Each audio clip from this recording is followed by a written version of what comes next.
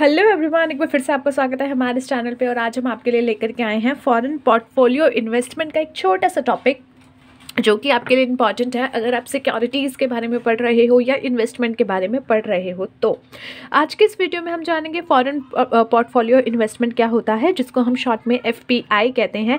आपने FDI सुना होगा, फॉरेन डायरेक्ट इन्वेस्टमेंट, बट उससे से थोड़ा सा मिलता जुलता कॉन्सेप्ट आपका फॉरेन पोर्टफोलियो इन्वेस्टमेंट होता है, जिसको लेकर के काफ़ी कन्फ्यूजन हो जाती है। तो इसका छोटा सा मीनिंग समझेंगे और साथ ही साथ इसके कैरेक्टरिस्टिक्स के बारे में डिस्कस करेंगे। So let's start the video.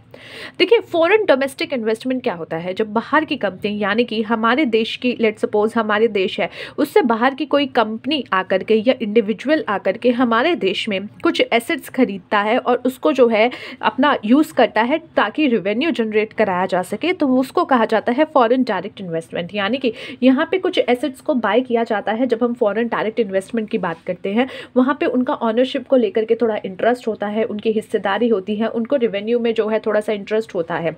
लेकिन वहीं पे कई बार ऐसा हो सकता है, फॉर एग्जाम्पल किसी व्यक्ति को पैसा तो लगाना है, परंतु उसको सरदर्दी नहीं चाहिए कि मुझे जो है यहाँ पे एसेट बाय करने हैं, मुझे जो है यहाँ पे चीज़ें बाय करनी है और उसको जो है जनरेट कराना है, प्रॉफिट जनरेट कराना है, रेवेन्यू जनरेट कराना है। नहीं, मेरे बस की नहीं है, मेरे पास पैसा है, मैं इन्वेस्ट करना चाहता हूँ, बट मुझे ये सारी जो है सरदर्दी नहीं पालनी। तो उसके लिए वो क्या करते हैं, हमारे मार्केट में आकर के, स्टॉक मार्केट में आकर के, या फिर हमारी कंपनी, किसी कंपनीज में आकर के इक्विटी बाय कर लेते हैं, अपना डिबेंचर्स बाय कर लेते हैं, सिक्योरिटीज बाय कर लेते हैं। उसको कहा जाता है फॉरेन पोर्टफोलियो इन्वेस्टमेंट। यानी कि यहाँ पे बायर्स जो होते हैं वो फॉरेनर होते हैं और वो आकर के इन्वेस्टमेंट करते हैं, फाइनेंशियल कैपिटल की जगह वहाँ पे अपनी इन्वेस्टमेंट डालते हैं, ना कि रियल कैपिटल में। और यहाँ पे कोई भी ऑनरशिप इन्वॉल्व नहीं होती है, ना ही उनका कोई कंट्रोल होता है उस जगह पे। फिर बस उनका पैसा लगा होता है और उसकी जगह उनको इंटरेस्ट या रिटर्न जो भी होता है वो मिल रहा होता है, interest in case of debentures and other things. And वहीं पे उनको जो भी जनरेट हो रहा होता है, प्रॉफिट जनरेट हो रहा होता है, डिविडेंड्स मिल रहे होते हैं in case of your shares. तो ये सब सिचुएशन आपकी बनती है। तो फॉरेन पोर्टफोलियो इन्वेस्टमेंट यानी कि फॉरेनर्स द्वारा, हमारे देश के बाहर के किसी व्यक्ति द्वारा इन्वेस्टमेंट करना इन पोर्टफोलियो मतलब फाइनेंशियल कैपिटल्स में। ओके, नाउ थोड़ा सा बुकिश लैंग्वेज देखते हैं। Foreign portfolio investment is the flow of financial capital rather than real capital. यहाँ पे क्या हो रहा है, फाइनेंशियल कैपिटल का फ्लो हो रहा है, पैसों का फ्लो हो रहा है, रियल कैपिटल का फ्लो नहीं हो रहा। And does not involve ownership और control on the part of the investor. कुछ कैरेक्टरिस्टिक्स इसके क्या क्या है? सबसे पहले, following international standards portfolio investments are categorised by lower stakes in companies with their total stake in a firm at below 10%। क्या बोला गया है? अगर आप देखें तो कुछ इंटरनेशनल स्टैंडर्ड्स है, उसको फॉलो करते हुए पोर्टफोलियो इन्वेस्टमेंट को जो है ऐसे कैटेगराइज किया गया है कि भाई आपका किसी कंपनी में स्टेक जो है वो 10% से कम ही होगा, उससे ज़्यादा नहीं है। तो इसीलिए यहाँ पे 10% से कम ही यहाँ पे आपका स्टेक है किसी एक फर्म में, किसी एक कंपनी में, जो कि क्या है आपका फॉरेन इन्वेस्टमेंट के कुछ स्टैंडर्ड्स हैं, इंटरनेशनल स्टैंडर्ड्स हैं।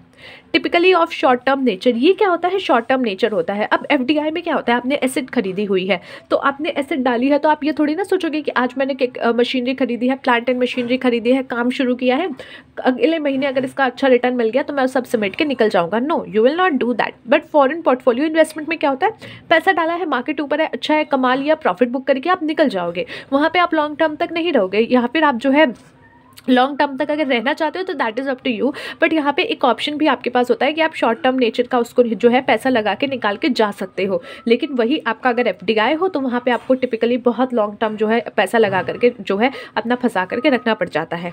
Not intended to enhance the productivity capacity of an economy by the creation of capital asset. अब FDI में क्या होता है, आप जो है कंपनी लगा रहे हो, प्लांट एंड मशीनरी लगा रहे हो, अपना जो है स्टॉक बढ़ा रहे हो, और साथ ही साथ इसकी वजह से क्या होगा, हमारे देश के लोगों को, जहाँ पे भी आपने जो है FDI किया हुआ है, वहाँ पे क्या होगा, वहाँ के लोगों को जो है इकोनॉमी में एम्प्लॉयमेंट जनरेट होगा और उनकी इकोनॉमी थोड़ा सा आगे बढ़ेगी, उसके इकोनॉमी में थोड़ा सा मूवमेंट आएगी, प्रोडक्टिविटी बढ़ेगी, कैपेसिटी बढ़ेगी।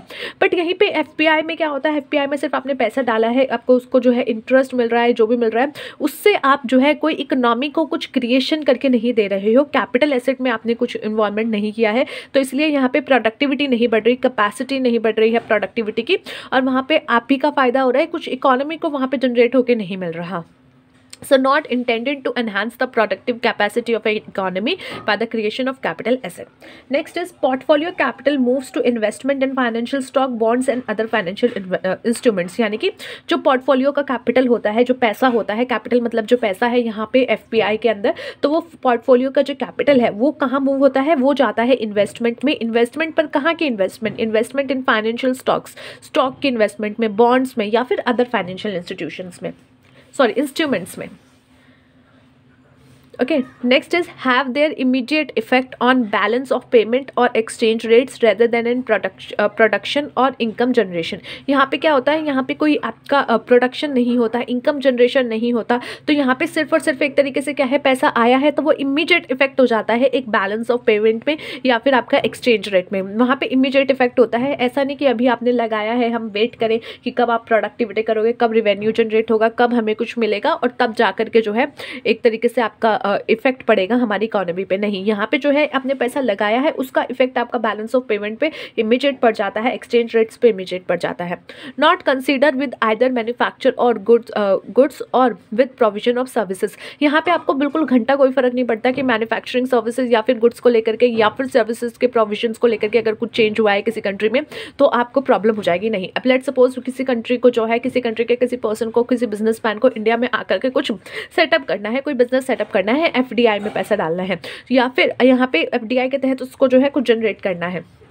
अब इस सिचुएशन में उसको काफ़ी चीज़ें देखनी पड़ेगी. उसको देखना पड़ेगा जो प्रोडक्ट वो लेकर के आ रहा है उसका मैन्युफैक्चर क्या मुझे यहाँ पे पॉसिबल है, कैसा होगा, क्या नहीं होगा, क्या मैन्युफैक्चर को लेकर के यहाँ के टर्म्स एंड कंडीशन ठीक है, क्या यहाँ पे जो है सर्विसेज को लेकर के प्रोविजन ऐसे है कि हम अपनी सर्विसेज प्रोवाइड करा सके. अगर नहीं है तो उनको प्रॉब्लम होती है, तो उन चीज़ों को लेकर के वो कंसर्न होते हैं कि यहाँ का टैक्सेशन सिस्टम कैसा है, मैन्युफैक्चरिंग को लेकर के क्या चीज़ें हैं. बट जो इनको FPI करना है दे डोंट मतलब केयर अबाउट इट. तो वहाँ पर क्या होता है, उनको बस ये होता है कि यार ठीक है यहाँ पे इन्वेस्टमेंट अच्छी हो रही है, यहाँ पे जो है रिटर्न अच्छा मिलेगा तो यहाँ आप अपना इन्वेस्टमेंट करके निकल सकते हो. तो यहाँ पे FPI करने वालों जो है वो कंसर्न नहीं होते हैं, ना ही मैन्युफैक्चर ऑफ गुड्स को लेकर के, ना ही प्रोविजन ऑफ सर्विसेज को लेकर के. Capital moves to a recipient country which has revealed its potential for higher return and profitability. ये कैपिटल उस जगह पे, उस कंट्री में, उस रेसिपिएंट कंट्री में जो है मूव होती है जहाँ पे एक पोटेंशियल है हाई रिटर्न और अच्छी प्रॉफिटेबिलिटी का. FPIs are largely expected to be speculative and once investor confidence is shaken, such capital has a tendency to speedily shift from one country to another, occasionally creating financial crisis for the host country. ऐसा क्या है, अब देखिए आपने देखा होगा अभी recently जो है मार्केट में 2-3 बार बहुत अच्छा करेक्शन बना है. करेक्शन बना है यानी कि डिप्स आए हैं. अब उसका मतलब क्या है, अगर आपने कभी देखा हो तो शेयर मार्केट के न्यूज़ में आ जाता आज सेंसेक्स निफ्टी जो है इतने अंकों से गिर गया है. मतलब क्या है कि वहाँ पे बिकवाली बहुत हुई है. अब यहाँ पे कई बार आपने ये रीज़न भी देखा होगा कि FFIs जो है यानी फाइनेंशियल इंस्टीट्यूशंस जो हैं या फिर जो फॉरेनर इन्वेस्टमेंट्स जो किया हुआ है, FPIs जो है उन्होंने अपना पैसा निकाल लिया है. अभी रिसेंटली क्रिसमस में ऐसा हुआ कि हमारी क्रिसमस थी तो उससे पहले मार्केट पूरा 3-4 दिन तक जो है बहुत डाउन चला था और उसमें कई लोगों की पोर्टफोलियो 8-9% तक गिर गए, इंक्लूडिंग मेरे टाइप जैसे लोगों के भी. तो ऐसे सिचुएशन में क्यों हुआ है, क्योंकि जो फॉरेन इन्वेस्टर्स थे उन्होंने काफ़ी अपना पैसा निकाल लिया, क्योंकि वहाँ पर कुछ चेंजेस हुए, उनकी कंट्री में कुछ चेंजेस हुए, उन्हें लगा कि यार पैसा थोड़ा हमारे पास भी होना चाहिए तो उन्होंने निकाल लिया. तो इसकी वजह से क्या होता है कि जो आपके FPIs होते हैं, जो फॉरेन लोग होते हैं, वो स्पेकुलेशन भी करते हैं कि वो आते हैं, अच्छा रिटर्न देख करके बुक करते हैं और निकल जाते हैं. और ऐसे सिचुएशन में क्या होता है कि जैसे ही वो लोग अपनी इन्वेस्टमेंट करते हैं उस शेयर का प्राइस बढ़ रहा होता है और हम जैसे जो रिटेलर इन्वेस्टर्स होते हैं वो कई बार ये सोचते हैं कि यार ये शायद स्टॉक अच्छा है, वो भी पैसा लगा देते हैं. फॉरेन इन्वेस्टर्स जो होते हैं अपना प्रॉफिट बुक करके निकल जाते हैं और उस टाइम पे फिर हम लोग ठगा हुआ महसूस करते हैं. यानी कि जो नॉर्मल इन्वेस्टर्स होते हैं और रिटेलर इन्वेस्टर्स होते हैं वो थोड़ा सा उनका कॉन्फिडेंस वहाँ पे शेकन हो जाता है. तो इसलिए ये एक एक्सपेक्टेड होता है कि FPI जो है स्पेकुलेटिव भी कर देते हैं कई बार और इस वजह से जो है इन्वेस्टर्स का कॉन्फिडेंस थोड़ा सा शेकन हो जाता है उस जगह पे, उस सिचुएशन में. और कई बार इस वजह से फाइनेंशियल क्राइसिस भी कुछ जो है कम कंट्रीज़ में हो सकती हैं कि एकदम से अगर इतना पैसा निकल जाता है तो उनको भी प्रॉब्लम हो सकती है. सो ये था गाइज आज का हमारा टॉपिक, जहाँ पे हमने छोटा सा टॉपिक और FPI का टॉपिक डिस्कस किया.